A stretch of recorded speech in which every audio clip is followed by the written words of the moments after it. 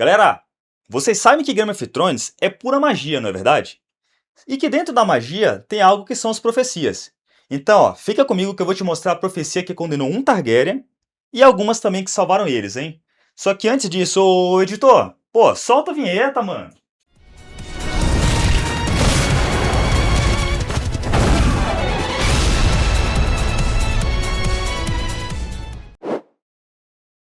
Galera, imagina o seguinte: imagina você ser apenas um garoto, sem trono, sem poder e com pouca chance de se tornar rei, mesmo você sendo um príncipe.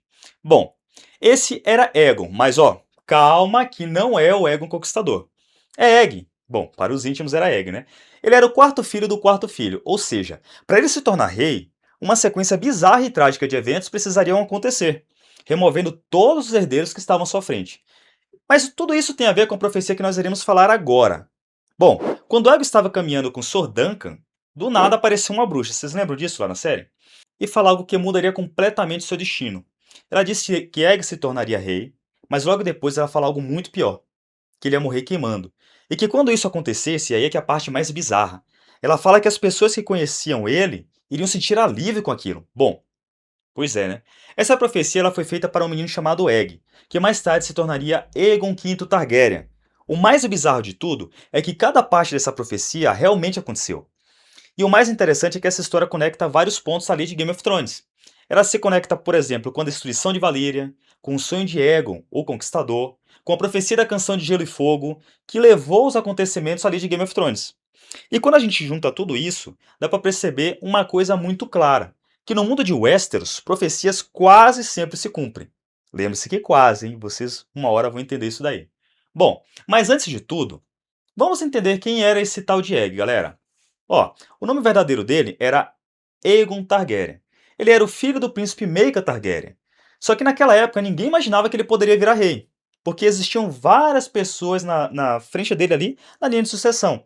Ou seja, as chances dele sentar no trono de ferro eram praticamente assim, zero. Mas então o que aconteceu, pô?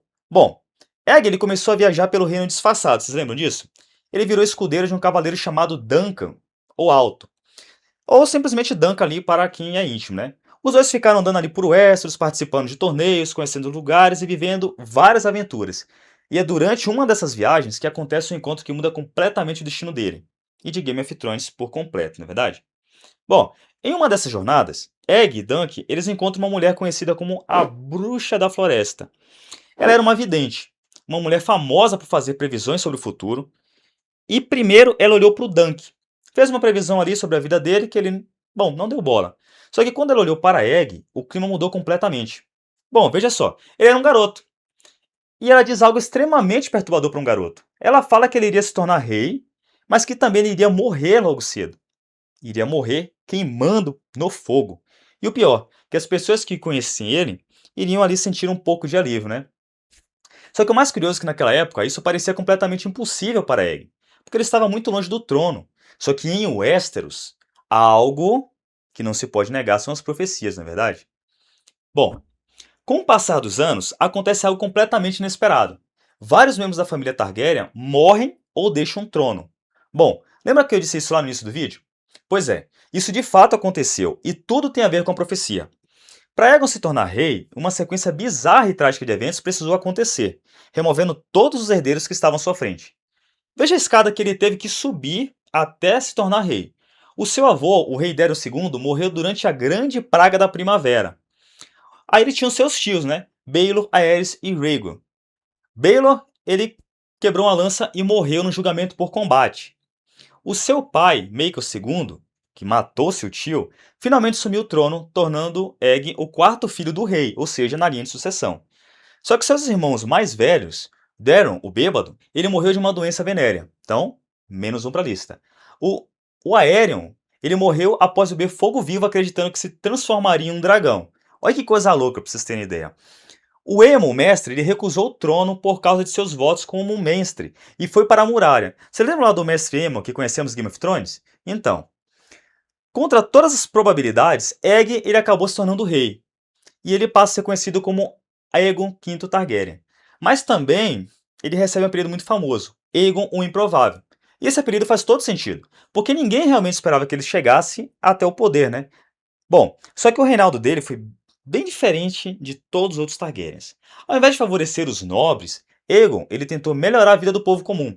Ele criou leis para proteger camponeses e limitar um pouco o poder dos lordes. Bom, isso porque ele passou boa parte da sua vida viajando como simplesmente um escudeiro do Dunk. Logo, Egg ele se apegou ali com a galera pobre, né, galera? Isso fez com que Egg fosse um dos reis mais amados pelos pobres e um dos mais odiados pelos nobres. Bom, isso obviamente criou um problema enorme, porque os nobres de Westeros eles odiavam esse tipo de coisa. Então o reinado dele acabou sendo cheio de conflitos políticos ali. Só que o verdadeiro problema ainda estava por vir.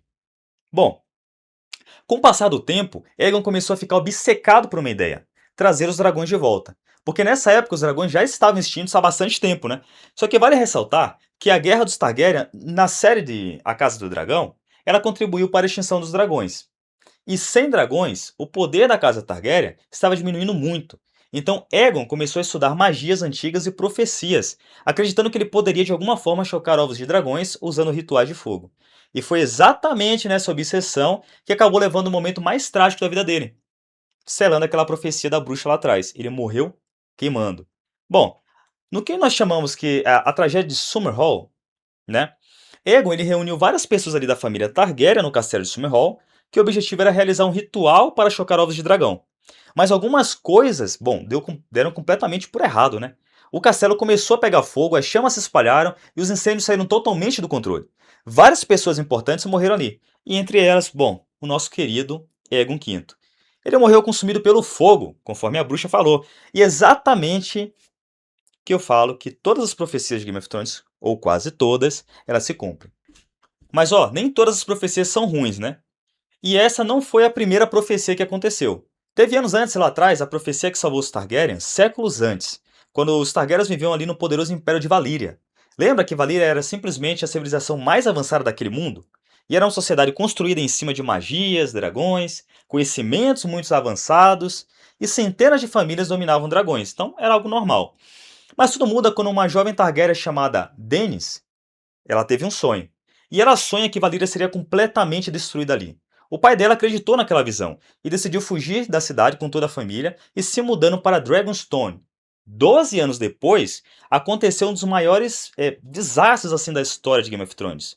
A chamada Perdição de Valíria. O império inteiro simplesmente desapareceu e os Targaryen sobreviveram.